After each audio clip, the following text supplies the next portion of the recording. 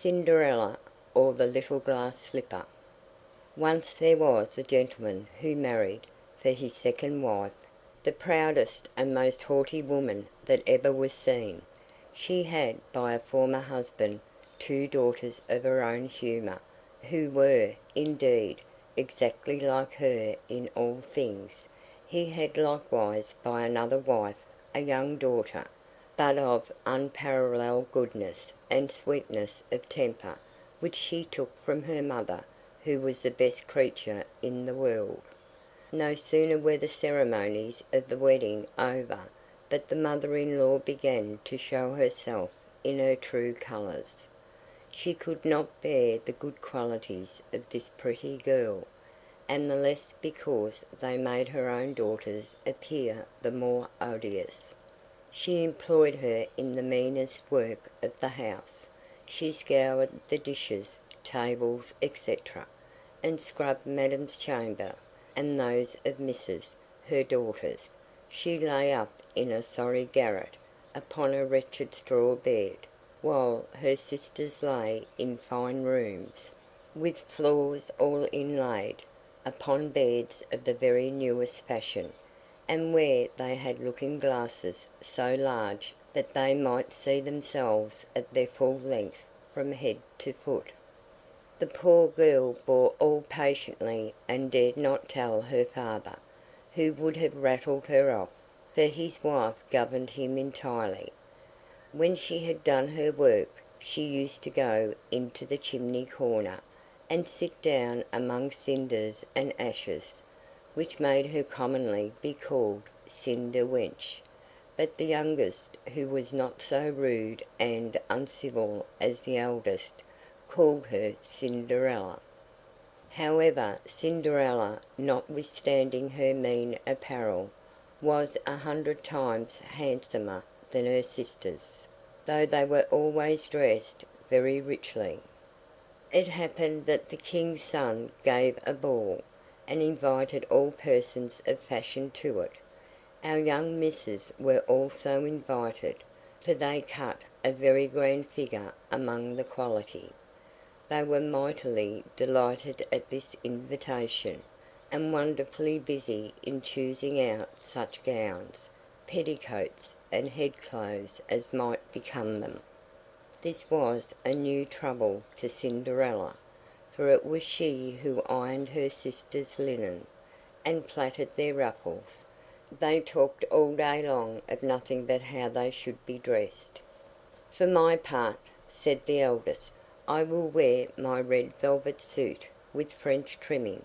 "And I," said the youngest, "shall have my usual petticoat; but then, to make amends for that, I will put on my gold-flowered manteau, and the diamond stomacher, which is far from being the most ordinary one in the world." They sent for the best tire-woman they could get to make up their head-dresses and adjust their double pinners, and they had their red brushes and patches from Mademoiselle de la Poche. Cinderella was likewise called up to them to be consulted in all these matters, for she had excellent notions, and advised them always for the best, nay, and offered her services to dress their heads, which they were very willing she should do. As she was doing this, they said to her, "Cinderella, would you not be glad to go to the ball?" "Alas!" said she, "you only jeer me; it is not for such as I am to go thither." "Thou art in the right of it," replied they. "It would make the people laugh to see a cinder-wench at a ball." Any one but Cinderella would have dressed their heads awry, but she was very good, and dressed them perfectly well. They were almost 2 days without eating, so much were they transported with joy. They broke above a dozen laces in trying to be laced up close, that they might have a fine slender shape, and they were continually at their looking-glass. At last the happy day came. They went to court, and Cinderella followed them with her eyes as long as she could, and when she had lost sight of them, she fell a crying. Her godmother, who saw her all in tears, asked her what was the matter. "I wish I could, I wish I could." She was not able to speak the rest, being interrupted by her tears and sobbing. This godmother of hers, who was a fairy, said to her, "Thou wishest thou couldst go to the ball, is it not so?" Yes," cried Cinderella, with a great sigh. "Well," said her godmother, "be but a good girl, and I will contrive that thou shalt go." Then she took her into her chamber, and said to her, "Run into the garden, and bring me a pumpkin." Cinderella went immediately to gather the finest she could get, and brought it to her godmother, not being able to imagine how this pumpkin could make her go to the ball. Her godmother scooped out all the inside of it, having left nothing but the rind, which done she struck it with her wand, and the pumpkin was instantly turned into a fine coach, gilded all over with gold. She then went to look into her mouse trap, where she found 6 mice, all alive, and ordered Cinderella to lift up a little the trapdoor, when, giving each mouse, as it went out, a little tap with her wand, the mouse was that moment turned into a fine horse, which altogether made a very fine set of 6 horses of beautiful mouse-coloured dapple grey. Being at a loss for a coachman, "I will go and see," says Cinderella, "if there is never a rat in the rat trap, we may make a coachman of him." "Thou art in the right," replied her godmother, "go and look." Cinderella brought the trap to her, and in it there were 3 huge rats. The fairy made choice of one of the 3 which had the largest beard, and, having touched him with her wand, he was turned into a fat, jolly coachman, who had the smartest whiskers eyes ever beheld. After that, she said to her, "Go again into the garden, and you will find 6 lizards behind the watering pot. Bring them to me." She had no sooner done so but her godmother turned them into 6 footmen, who skipped up immediately behind the coach, with their liveries all bedaubed with gold and silver, and clung as close behind each other as if they had done nothing else their whole lives. The fairy then said to Cinderella, "Well, you see here an equipage fit to go to the ball with. Are you not pleased with it?"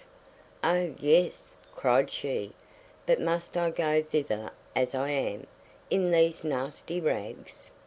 Her godmother only just touched her with her wand, and, at the same instant, her clothes were turned into cloth of gold and silver, all beset with jewels. This done, she gave her a pair of glass slippers, the prettiest in the whole world. Being thus decked out, she got up into her coach, but her godmother, above all things, commanded her not to stay till after midnight, telling her, at the same time, that if she stayed one moment longer, the coach would be a pumpkin again, her horses mice, her coachman a rat, her footmen lizards, and her clothes become just as they were before. She promised her godmother she would not fail of leaving the ball before midnight, and then away she drives, scarce able to contain herself for joy. The king's son, who was told that a great princess, whom nobody knew, was come, ran out to receive her. He gave her his hand as she alighted out of the coach, and led her into the ball, among all the company. There was immediately a profound silence. They left off dancing, and the violins ceased to play, so attentive was everyone to contemplate the singular beauties of the unknown newcomer. Nothing was then heard but a confused noise of "Ha! How handsome she is! Ha! How handsome she is!" The King himself, old as he was, could not help watching her, and telling the Queen softly that it was a long time since he had seen so beautiful and lovely a creature. All the ladies were busied in considering her clothes and headdress, that they might have some made next day after the same pattern, provided they could meet with such fine material and as able hands to make them. The King's son conducted her to the most honourable seat, and afterward took her out to dance with him. She danced so very gracefully that they all more and more admired her. A fine collation was served up, whereof the young prince ate not a morsel, so intently was he busied in gazing on her. She went and sat down by her sisters, showing them 1,000 civilities, giving them part of the oranges and citrons which the Prince had presented her with, which very much surprised them, for they did not know her. While Cinderella was thus amusing her sisters, she heard the clock strike 11 3/4, whereupon she immediately made a curtsy to the company and hasted away as fast as she could. When she got home she ran to seek out her godmother, and, after having thanked her, she said she could not but heartily wish she might go next day to the ball, because the King's son had desired her. As she was eagerly telling her godmother whatever had passed at the ball, her two sisters knocked at the door, which Cinderella ran and opened. "How long you have stayed!" cried she, gaping, rubbing her eyes and stretching herself as if she had been just waked out of her sleep. She had not, however, any manner of inclination to sleep since they went from home. "If thou hadn't been at the ball," said one of her sisters, "thou wouldst not have been tired with it. There came thither the finest princess, the most beautiful ever was seen with mortal eyes. She showed us 1,000 civilities, and gave us oranges and citrons." Cinderella seemed very indifferent in the matter. Indeed, she asked them the name of that princess, but they told her they did not know it, and that the King's son was very uneasy on her account and would give all the world to know who she was. At this Cinderella, smiling, replied: "She must, then, be very beautiful indeed. How happy you have been! Could not I see her? Ah, dear Miss Charlotte, do lend me your yellow suit of clothes, which you wear every day." "Ah, to be sure," cried Miss Charlotte. "Lend my clothes to such a dirty cinder wench as thou art! I should be a fool." Cinderella, indeed, expected well such answer, and was very glad of the refusal, for she would have been sadly put to it if her sister had lent her what she asked for jestingly. The next day the two sisters were at the ball, and so was Cinderella, but dressed more magnificently than before.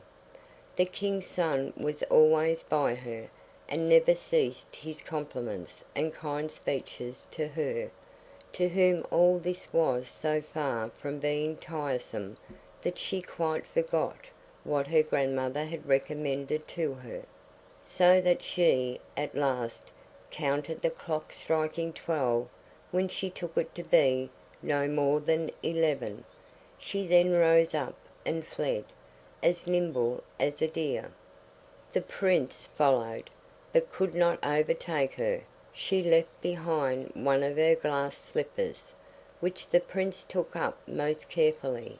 She got home but quite out of breath, and in her nasty old clothes, having nothing left her of all her finery but one of the little slippers, fellow to that she dropped.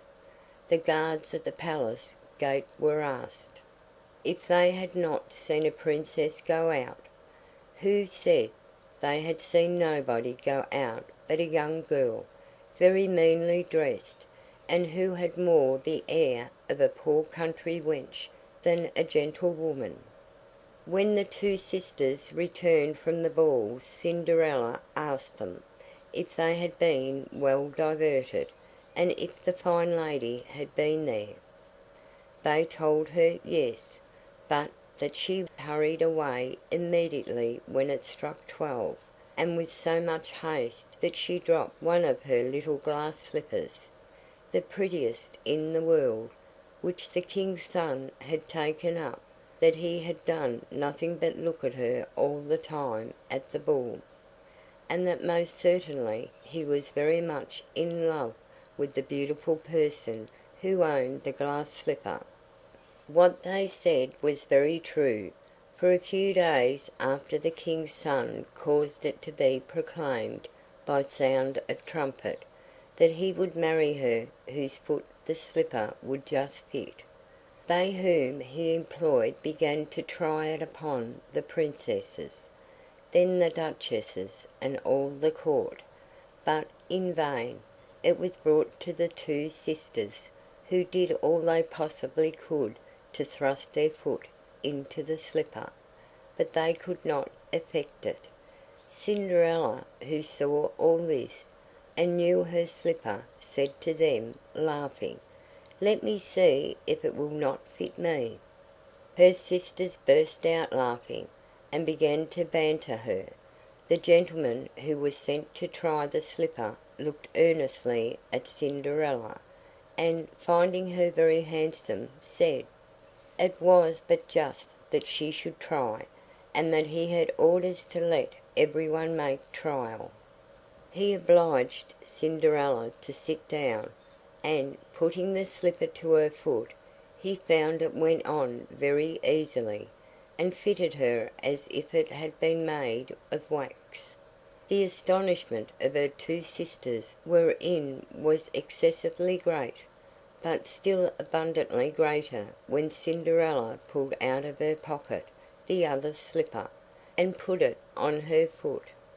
Thereupon in came her godmother, who, having touched with her wand Cinderella's clothes, made them richer and more magnificent than any of those she had before.